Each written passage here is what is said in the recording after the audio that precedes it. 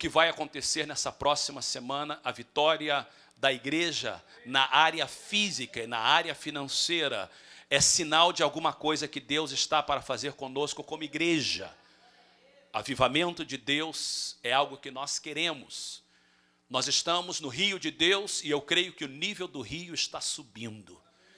Eu cheguei da igreja hoje, mais ou menos 9h15 da manhã. Minha esposa e eu estávamos em Los Angeles nesse final de semana, ministrando na Igreja Batista Brasileira, onde o pastor Miguel é pastor, e saímos esta manhã às 5 da manhã do hotel. Chegamos por volta de 9h05, nossa filha nos pegou no avião, no aeroporto, e chegamos aqui, e quando eu entrei, era 9h15 da manhã, eu ouvia um barulho de gente louvando a Deus, adorando ao Senhor, orando e buscando a Deus. No coral havia um grupo já preparando ao Senhor, ali atrás havia um grupo preparando o café da manhã, na sala de conferência havia um grupo buscando a Deus e pedindo em favor da vida de cada um de vocês. Se isso não é avivamento, irmãos, indica por favor o que é. Nós estamos caminhando no avivamento. Quando a igreja ora, quando a igreja busca, quando a igreja trabalha, nós estamos a caminho do avivamento de Deus. Agora, nós temos que entender que avivamento é muito bom, mas avivamento sem palavra é perigoso. Se nós não tivermos a base da palavra, nós estamos passando por perigos.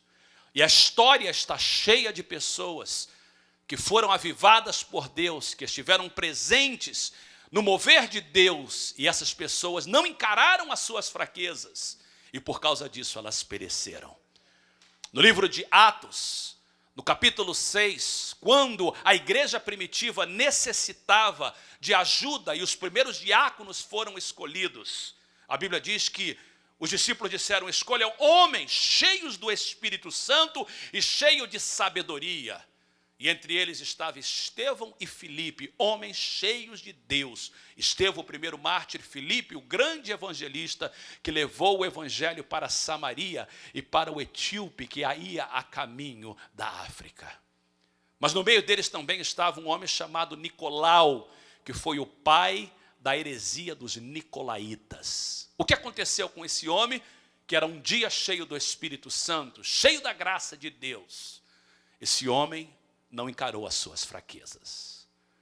A Bíblia Paulo chama de seus cooperadores, homens como Lucas, como Epáfras, como Marcos, como Barnabé. E quando Paulo escrevia uma das epístolas dele, creio que a de Filemão, ele disse assim: olha, eu tenho esses cooperadores comigo, homens cheios do Espírito Santo, Lucas e Demas. E anos se passaram e Paulo escreve a sua última epístola, a carta, a segunda epístola a Timóteo, e ele escreve com lágrimas nos seus olhos: Demas me desamparou, amando o presente século. O que aconteceu com Demas foi o que aconteceu com Nicolau. Nós olhamos a história da igreja e a gente vê grandes avivamentos no passado, como na Rua Azusa, grande avivamento. Mas no meio desse avivamento, pessoas que foram cheias do Espírito de Deus não encararam as suas fraquezas e caíram. Nós viemos de um grande avivamento no Brasil. Muitos de nós fomos criados na igreja brasileira, uma igreja avivada, que sabe o que é o poder de Deus. Crentes cheios do Espírito Santo, usados por Deus.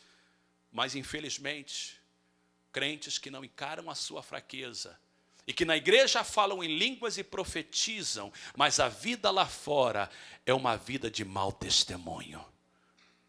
Pastores, líderes e membros de igreja que vivem uma vida na igreja e uma vida lá fora diferente. Nós estamos cheios de exemplos disso. Pessoas que passaram pelos púlpitos de grandes igrejas, que pregaram na televisão, na América, no Brasil e com certeza em outros países também. Pessoas que amavam a Deus de todo o coração, mas que caíram, porque não encararam as suas fraquezas. Eu ministrava aos homens ali em Los Angeles nessa semana, e eu li a história de Davi, um homem segundo o coração de Deus. E 2 Samuel, capítulo 11, diz: nos dias em que os reis saíam à guerra, Davi ficou no palácio. E Davi foi no palácio no meio da tarde, havia uma mulher tomando banho de janela aberta. E Davi olhou para ela e a cobiçou. E a história é tão triste. O que aconteceu com Davi? A gente olha a história de Sansão e vê que Sansão foi um homem que tinha tudo para tudo dar certo. Mas Sansão acabou a sua vida cego, miserável, sem olhos. E você diz o que aconteceu com Sansão? Não encarou as suas fraquezas. Por isso que nós estamos encarando as nossas fraquezas. E como pastor, eu quero dizer para vocês que eu não só mando vocês encarar as suas fraquezas, mas eu tenho que ser exemplo, eu quero encarar as minhas fraquezas. Porque se nós encontrarmos as nossas fraquezas, nós poderemos ir para aquele que é forte e dizer, toma conta de mim. E aquele que está em pé, olha, e não caia. E o Senhor diz, filho meu, eu vejo o teu coração, e se você é fraco, eu sou forte em ti. O grande problema é quando a gente acha que é forte. E um dos problemas que nós temos é o problema do orgulho. Orgulho é um conceito elevado ou exagerado de nós mesmos. É um amor próprio demasiado, é uma soberba. Orgulho nos diz que nós somos autossuficientes, que não precisamos de ninguém. Orgulho busca o louvor de outros. Tomé Aquinas disse que no fundo, o orgulho é desprezo de Deus e recusa de obedecê-lo. Tomé Aquinas disse isso. Grande teólogo do passado. Desprezo de Deus e recusa de obedecê-lo. Toda vez que eu acho que eu estou certo, toda vez que eu raciocino e justifico as minhas ações, quando eu sei que elas são erradas, eu estou sendo orgulhoso. Todas as vezes que eu faço decisão sem consultar a Deus, eu estou sendo orgulhoso. Toda vez que eu acho que eu sou melhor do que os outros, eu estou sendo orgulhoso. E se nós vamos encarar as nossas fraquezas, nós temos que dizer, Senhor, tem misericórdia de nós, porque todos estamos enquadrados. Alguns mais, outros menos. A definição do orgulho parece muito com Satanás. Orgulho começou há muito tempo. No livro de Isaías, no capítulo 14, no verso 12 a 15, diz o seguinte, como caíste desde o céu, ó estrela da manhã, filha da alva. Como foste cortado por terra, tu que debilitavas as nações. Tu dizias no teu coração, eu subirei ao céu, acima das estrelas de Deus. Exaltarei o meu trono no monte da congregação, me assentarei aos lados do norte, subirei sobre as alturas das nuvens e serei semelhante ao Altíssimo. Contudo, levado serás ao inferno, ao mais profundo abismo. Satanás desejou ser mais do que Deus. Satanás foi criado por Deus, mas o orgulho entrou no seu coração e de anjo de luz ele se tornou o príncipe das trevas. E daí, quando ele tenta geralmente, sabe o que ele faz? Ele usa o orgulho e a soberba como isca. Ele fez isso com Eva e funcionou. Ele sabe que é uma boa isca. O que Deus pensa sobre o orgulho, queridos? Se você tem uma Bíblia e quiser abrir, eu convido a fazê-lo. Se não, apenas ouça. O livro de Provérbios, no capítulo de número 6,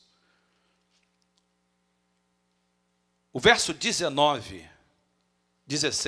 até o verso 19 diz, ouça o que diz a palavra de Deus. Se você não está lendo, ouça. E se está lendo, também ouça.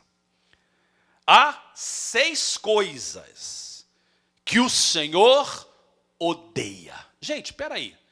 Se você ouve isso na Bíblia, você tem que parar.